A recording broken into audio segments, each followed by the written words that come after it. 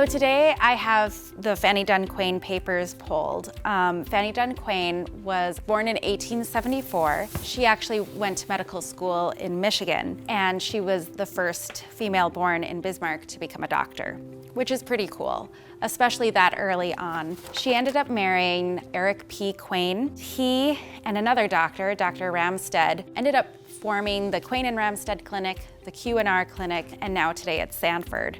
She was very involved in matters of the city. She was a suffragist, and she really maintained a lot of information about Bismarck. Some of those early figures of Bismarck's history, like Linda Slaughter, who was a prominent citizen in the area, were all topics of interest for her as well.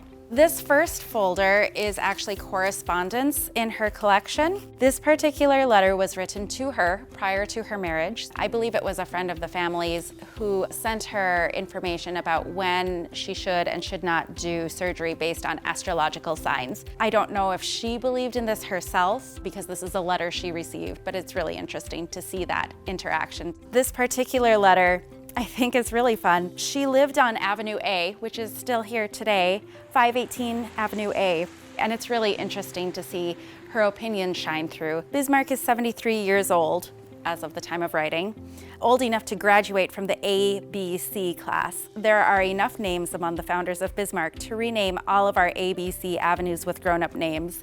And she even expresses being embarrassed to write that she's from Avenue A, which I think is kind of a cute character quirk of hers. Also, she has different kinds of ephemera, booklets, advertisements, things that she deemed interesting, important, kept for whatever reason. This is a commemoration of the 50th anniversary of the Battle of the Little Bighorn from the Bismarck Capitol. Here's an article, Social Life at Old Fort Lincoln recalled in connection with 50th anniversary celebration tomorrow. I think that the social life was really a very important part of the history here. When she was born, Bismarck was very, very young. There were troops at Fort Lincoln.